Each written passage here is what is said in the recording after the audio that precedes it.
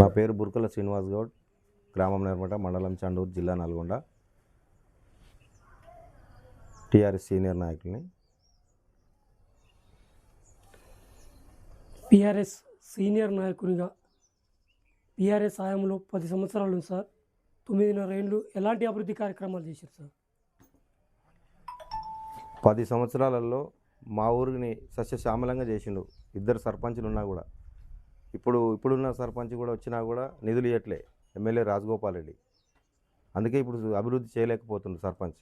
అంతకుముందు ప్రతిపక్షం ఉన్నా ఏదున్నా ప్రజలకు అందరికీ న్యాయం చేయాలి. ఎమ్మెల్యే అంటే అందరికీ ఎమ్మెల్యేనే, సర్పంచ్ కూడా అందరికీ సర్పంచ్ అన్నట్టే. కాంగ్రెస్ టీఆర్ఎస్ అని చూస్తే అభివృద్ధి చేయలేకపోతాం. అప్పుడు మాట వచ్చేది ఎవరికి? ఎమ్మెల్యేకే. ప్రజలంతా తిరగబడతారు అప్పుడు. అందుకే ప్రజలంతా బీఆర్ఎస్ పార్టీ కోరుకుంటారు. సార్, టీఆర్ఎస్ ప్రవేశపెట్టినటువంటి పథకాలు మీ గ్రామంలో ఎంతవరకు అమలైనాయి సార్? బీఆర్ఎస్ పథకాలు మొత్తం 90-95% అమలైనాయి.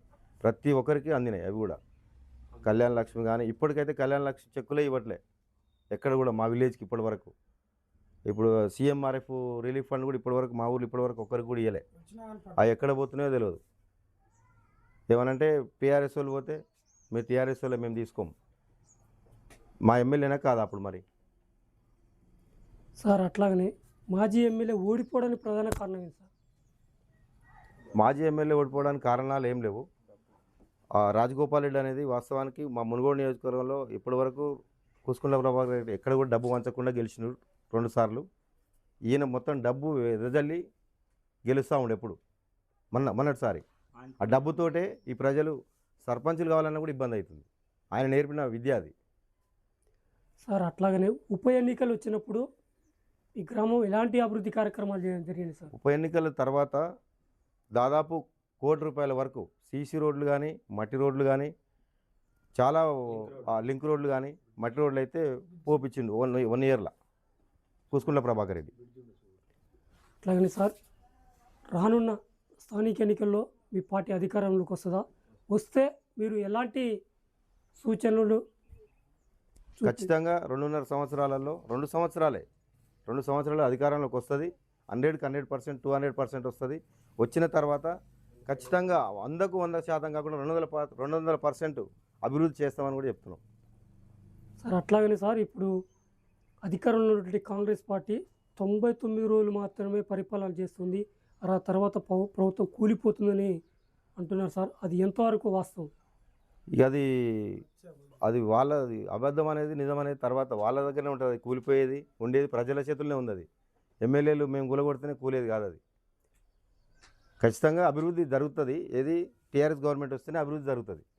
సార్, కాళేశ్వరం పైన అవినీతి జరిగిందని చెప్పేసి చెప్తున్నారు. అవన్నీ అబద్ధాలు చెప్పుకుంటూ పూట గడపడం కోసమే ఇవన్నీ చెప్పడం తప్ప వేరే ఆలోచన లేదు. ఇక బట్టగాల్చి మీద వేసినట్టుగా చేస్తారు ఇక, అంతే తప్ప ఏం లేదు.